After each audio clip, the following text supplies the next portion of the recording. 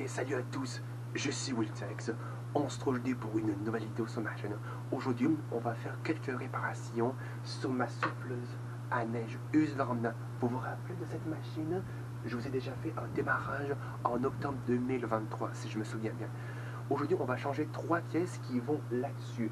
On va changer les 2 courroies et un ressort. Et en particulier, celui-ci pour le déflecteur. Parce que vous n'arrivez pas très bien à voir. Mais là, je vois très bien qu'il est vraiment rouillé. Et vu qu'il est dans cet état, eh bien ça empêche le déflecteur de monter ou descendre facilement. Mais grâce à un nouveau ressort, ça sera beaucoup mieux. Et je vais vous montrer les pièces que je me suis achetées. Donc voici la nouvelle courroie. Donc ça qui va être relié au moteur jusqu'à la poulie de la tarière. Alors que celle-ci, ce sera pour la transmission. Et le nouveau ressort, il est ici, en meilleur état. Là, c'est vraiment le même. Alors tout d'abord, je veux juste vous montrer un petit quelque chose. Vous voyez le cache ici? Ça, c'est pour protéger les poulies, pour éviter que ça gèle lorsque vous déneigez votre cour. Mais vous voyez qu'ici, il y a une petite porte ici. Si je l'ouvre,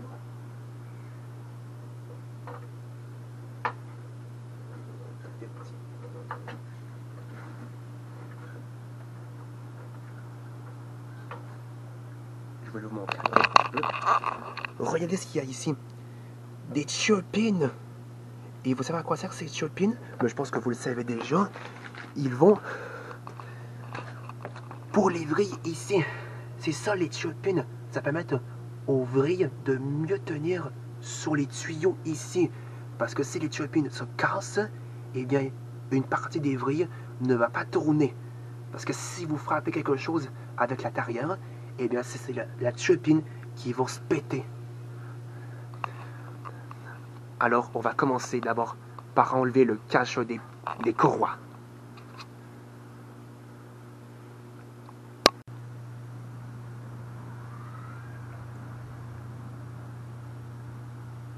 Avant de défaire ce cache ici, je vais d'abord mettre un peu du WD-40 sur les boulons ici. Il y en a un par les côtés ici.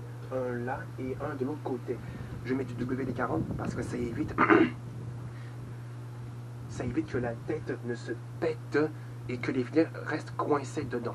Alors, un peu de WD-40 pour éviter de péter la tête.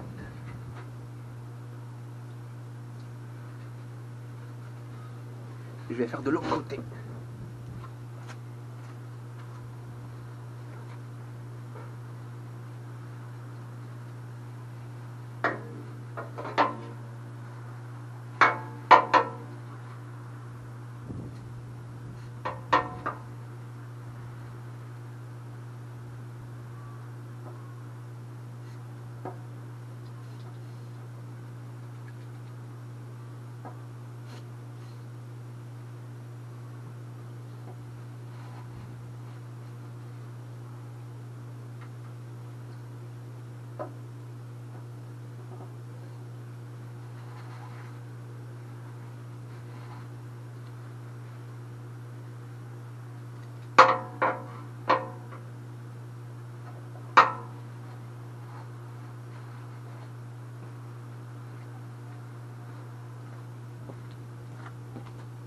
Et normalement, ça devrait aller beaucoup mieux.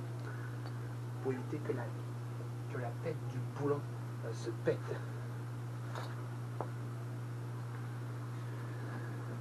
Alors, pour dévisser ces boulons-là, ça prend la douille de cette taille-là. Je vous la montre. Si vous n'avez pas la bien à voir, je vais la mettre à peu près comme ça. Non, dans l'autre sens, excusez-moi.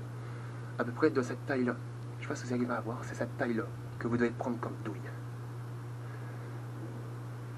On va desserrer ce boulon-ci.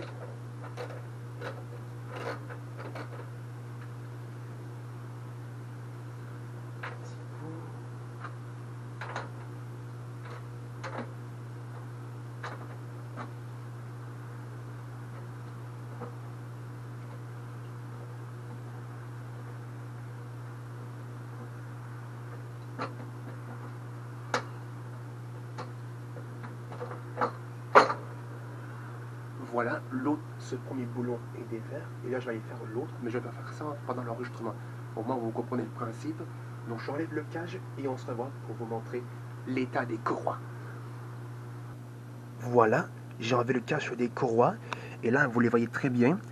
Vous voyez les deux poulies ici, ça c'est directement sur le vilebrequin au moteur. Alors la première courroie que vous voyez ici, elle relie jusqu'à la poulie du moteur, jusqu'à la poulie de la carrière. Parce qu'il y a une grosse poulie au fond, je ne sais pas si vous arriverez à la voir, elle est au fond en bas ici. Mais là, vous voyez, les autres poulies qui sont ici, ce sont des embrayages. Alors que la première poulie qui est ici, elle n'est pas activée. Parce que cette poulie-là, elle est déjà engagée. Alors que celle-là, elle n'est pas engagée. Parce que, je vais vous montrer. D'abord, puisque ça peut s'engager, et si vous vous souvenez que dans la précédente vidéo, j'étais devant les commandes, et que vous vous souvenez que la poignée de droite, c'est pour engager l'intérieur, et que si j'appuie sur la poignée,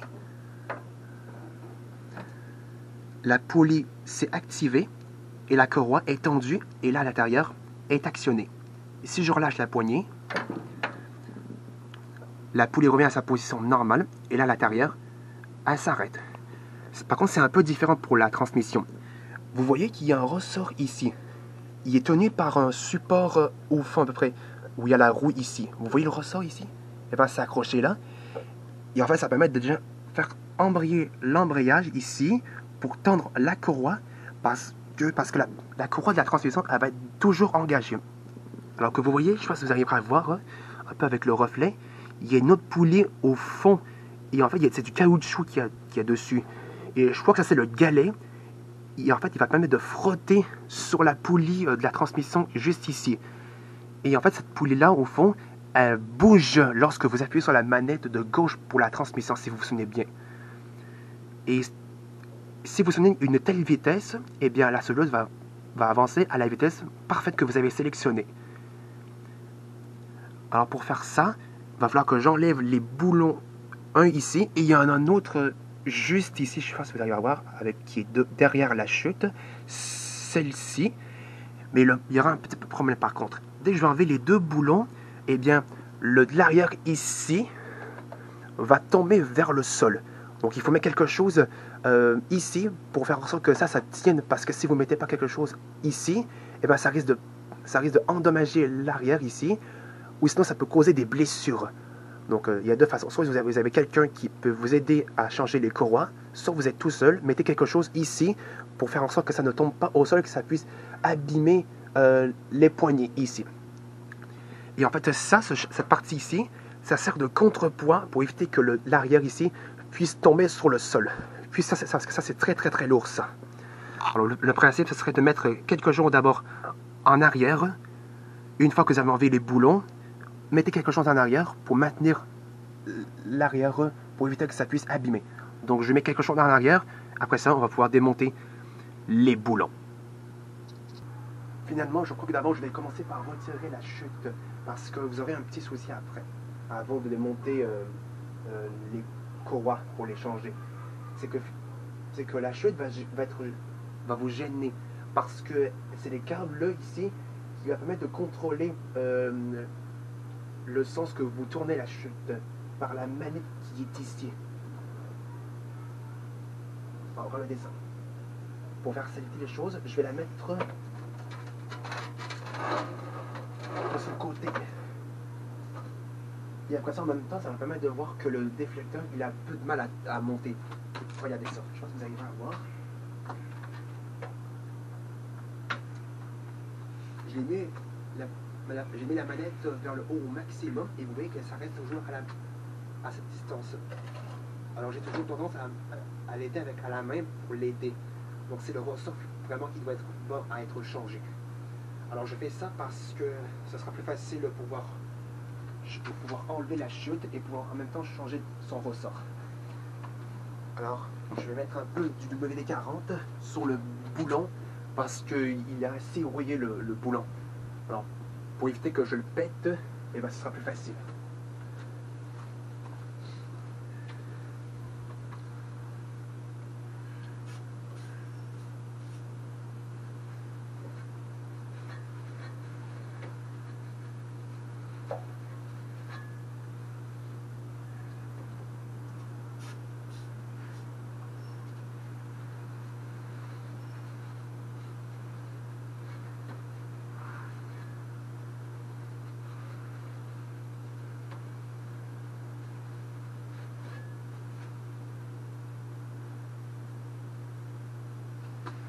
j'espère que ce sera suffisant, ce que je l'ai mis comme WD-40.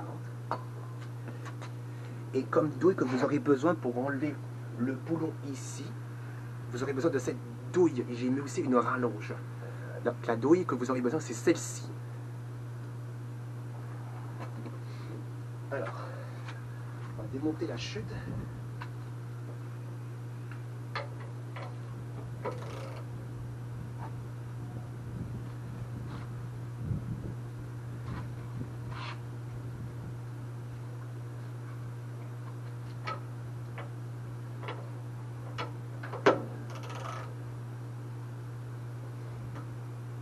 Ça ne devait pas être facile.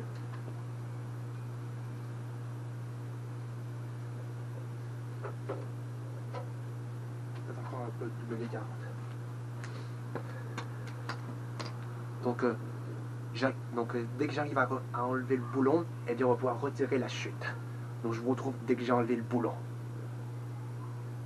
C'est bon, j'ai retiré le boulon qui est ici. Il y en avait juste un qui tient la chute, juste là. J'ai eu tellement de difficulté à l'enlever parce que c'était tellement rouillé. Mais grâce au WD-40, ça m'aura beaucoup aidé. Maintenant, je peux enfin enlever la chute.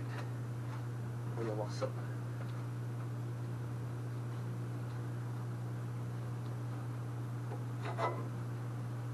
Ok.